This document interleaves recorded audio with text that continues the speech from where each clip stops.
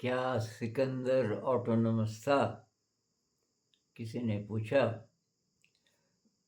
Autonomous का मतलब एक वीडियो में बताया था कुछ दिन पहले। स्वतंत्र कह लीजिए, जिसकी जिंदगी को चलाने वाला तंत्र उसका अपना है, स्वतंत्र। तो भाई सिकंदर तो मैंने बोला कि वो तो गुलाम था। कमेंट में उन्होंने पूछा था, तो उन्होंने कहा कि कैसे। तो भाई जो ऑटोनमस है वो साइकोलॉजिकली दुनिया से फ्री है।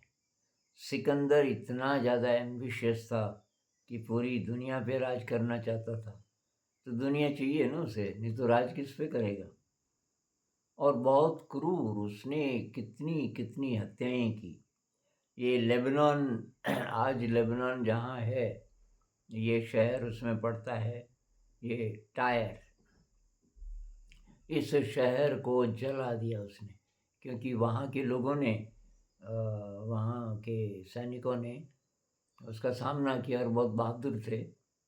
तो जब वो सिकंदर जीता तो उसने रिवेंज लेने के लिए या आसपास के और राजाओं को डराने के लिए उस पर आग लगा दी, और उस शहर में बच्चे थे, महिलाएं थी, सब जल के मर गए। ऐसा इंसान ऑटोनॉमस कैसे हो सकता है?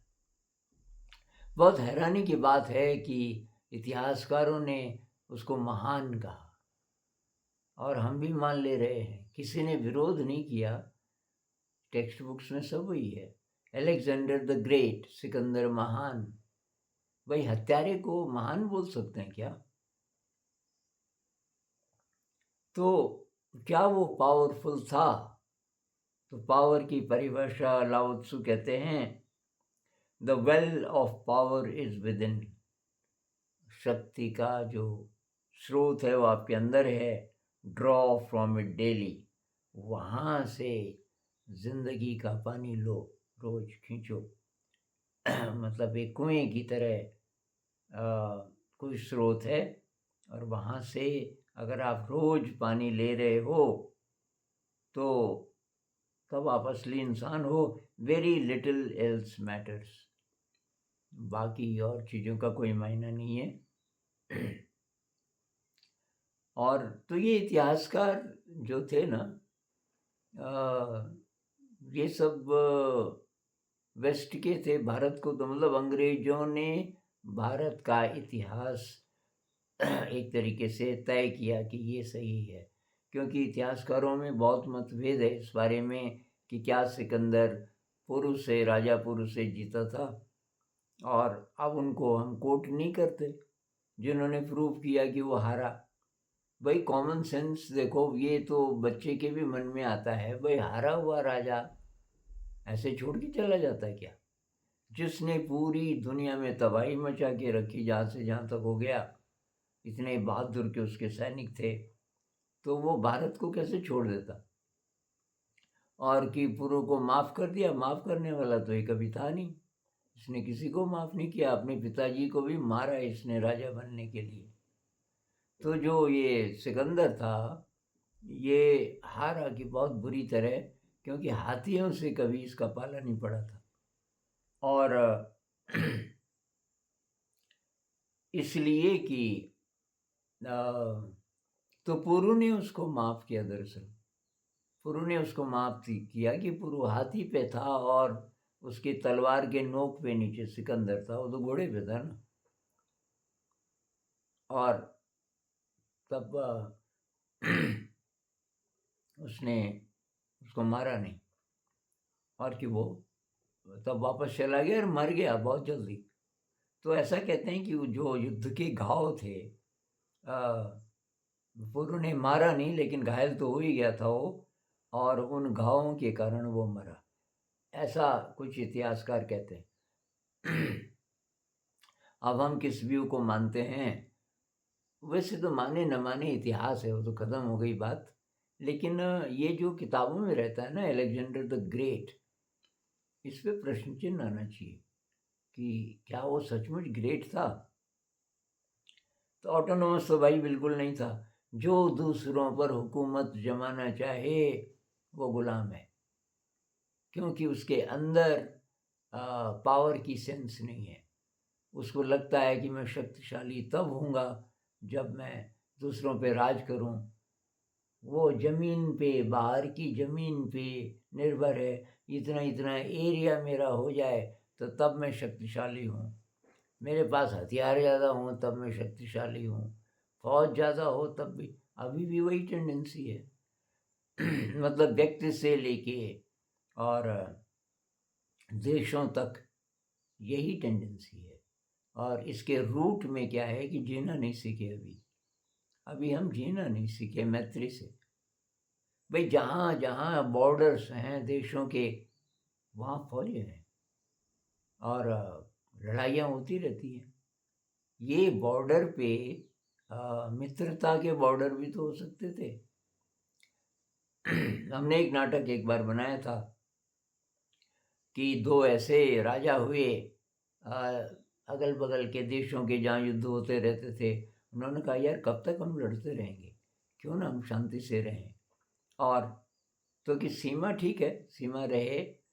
फौज का क्या रोल होगा कि फौज सीमा पे मेले लगेंगे, दोनों देशों के जो आर्ट है, क्राफ्ट है, साइंस है, ज्ञान विज्ञान इत्यादि है, वो वहाँ हो। जड़ी बूटियाँ हैं, बहुत प्रकार की रेसिपीज़ हैं, बहुत प्रकार के क्राफ्ट्स हैं, ये उस मेले में लेकर के आएँ दोनों देशों के लोग।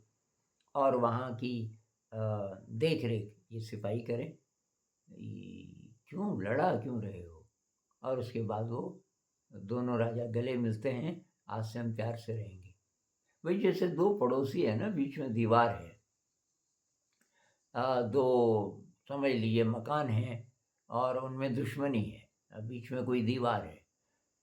अब उनके बच्चे होते हैं मान लीजिए, और दीवार में एक छोटा सा छेद होता है, और उस छेद से वो एक दूसरे से संपर्क करते हैं, कभी कभी एक दूसरे को कोई चीज़ देते हैं। और वो तब जाते हैं अपने अपने घर में, अपने पिताजी को बोलते हैं कि ये दीवार ज़रूरी है बीच में। तो दोनों कहते हैं कि बेटा ये तो पहले से है, हमारे हमारे हमसे पहले जो थे वो तब से चला आ रहा है। कि जो चला आ रहा है वो चेंज नहीं हो सकता क्या? इस दीवार को आप उठा देंगे तो जगह ज़्यादा हो जाएगी, हम खेल भी नहीं पाते, जगह बहुत कम है। तो फाइनली वो मान जाते हैं, दीवार तोड़ दी जाती है, उनके पास बहुत जगह हो जाती है। तो बहुत बार मैं देखता हूँ ना शहरों में ऐसे बहुत बहुत बहुत मकान हैं, बीच में कोई दीवार है। मैं उस दीवार को उठा दूँ तो बच्चों के लिए कितना अच्छा हो जाएगा, बच्चों के लिए, बड़ों के लिए। आप वहाँ भी जा सकते हो, उधर वाले इधर भी आ सकते हैं। देशों के बीच ऐसा हो जाए तब तो बात ही क्या है। लेकिन वही राजा ऐसा कर सकेंगे जो पहले ऑटोनोमस हो गए। जब तक जब तक हमें पावर का चस्का है तब तक अंदर इनसिक्योरिटी है, अंदर डर है। तो भाई अलेक्जेंडर को मैं तो महान कभी नहीं बोलता, बच्चों को मैं पढ़ाता हूँ, मैं कहता हूँ भाई ये तो हत्यारे थे, चंगेज़ खान है, आपका अलेक्जेंडर है। अलेक्जेंडर से बड़ा चंगेज़ खान को मारना चाहिए वैसे, उसने और ज़्यादा लोगों को मारा। लेकिन इतिहासकारों ने उसको एक तरीके से, इतिहासकार भी वहीं के थे ना। सबसे ज़्यादा जो शुरुआत में जिन लोगों ने ऐसी चीज़ें लिखी, वो गणित की हों, इतिहास की हों, तो ये उधर ही के थे, रोम और इजिप्ट वगैरह के। तो ये उनका आदमी था। पर वहीं के कुछ इतिहासकारों ने इसका बहुत ज़्यादा विरोध भी किया। एक व्यू ये भी है कि अलेक्जेंडर की पत्नी को पहले से पता था कि ये अब बचेगा नहीं, क्योंकि पुरु की बहुत बलशाली था। तो कहते हैं कि वो सीक्रेटली या तो पुरु को मिली, सीक्रेटली मिली, और रक्षाबंधन था और उसने की राखी बांधी कि अब मेरे सुहाग की रक्षा करना आपकी जिम्मेदारी है।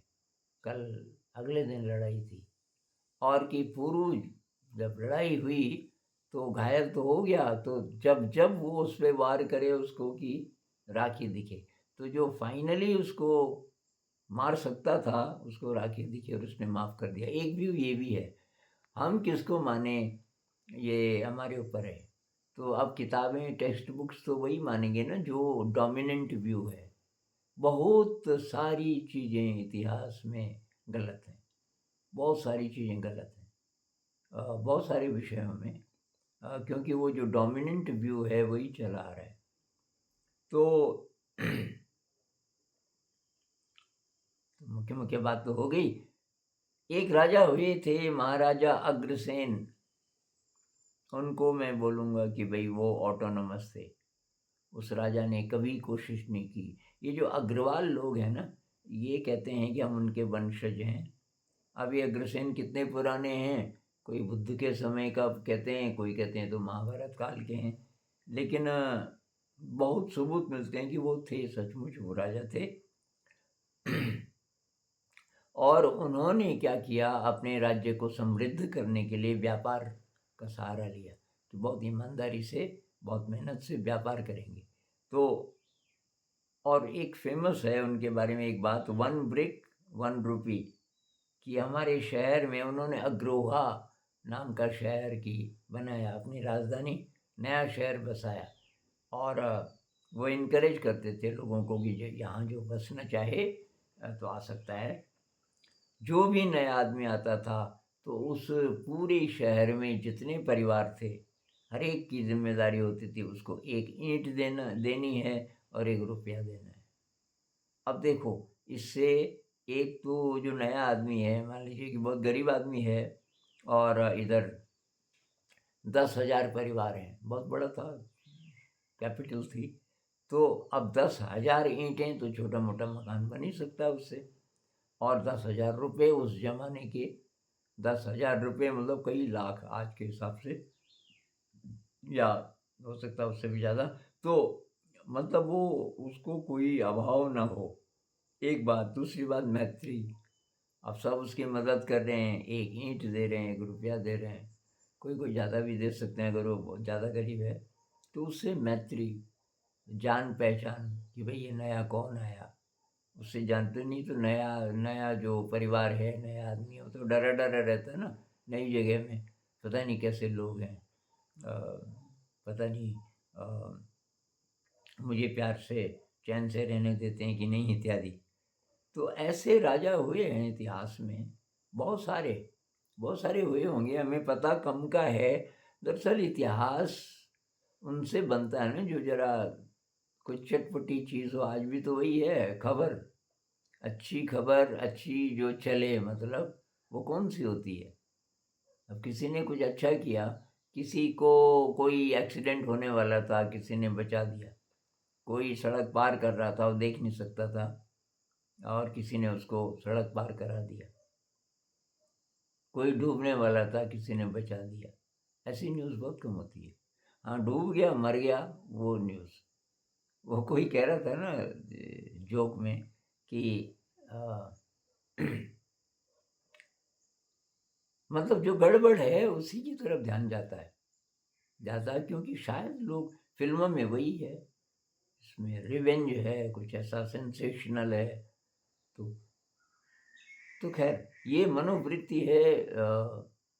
अभी जिस दौर से हम गुजर रहे हैं, मैं तो वही ऑप्टिमिस्टिक हूँ। मैं ये मानता हूँ कि मनुष्य जाति इवोल्यूशन के प्रोसेस में अभी ऐसी जगह पर है कि जीना सीख रहे हैं लोग, और टाइम लगेगा, टाइम लगेगा। अभी बहुत जो भयावह स्थिति है वो हमेशा नहीं रहेगी, कभी तो अकल आएगी। देशों के बीच सीमाओं पर ब्लड शेड नहीं होगा। आने वाले समय में वहाँ मेले होंगे, और वहाँ मिलने जाएंगे लोग। जैसे कि मान लीजिए ये देश है और इसका पड़ोसी देश है, और कोई ख़ास समय है कि भाई ये 1 महीना साल में मेले का है। अब मैं पिछले साल भी वहाँ गया था, कुछ लोगों से दोस्ती हुई थी उस देश के। इस बार मैं बहुत उत्साह से भरा हूँ और वो किसान था और मैंने बोला था मैं बीज लेके आऊँगा कुछ नए-नए प्रकार के, और फिर मैं जा रहा हूँ। तो ये भी हो सकता है। भई दुनिया एक ही प्लैनेट है, हम जैसा चाहें उसको वैसा बना सकते हैं।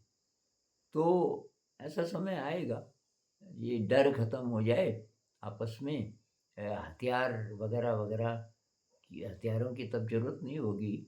बनाए हुए हैं रख लो, कहीं पर यूज़ मत करो। लाओ त्सु कहते हैं कि जो महान राजा है, वो है कि जो जिसके पास हथियार तो हों, लेकिन चलाने ना पड़ें कभी। तो इतनी बात करते हैं। नमस्कार।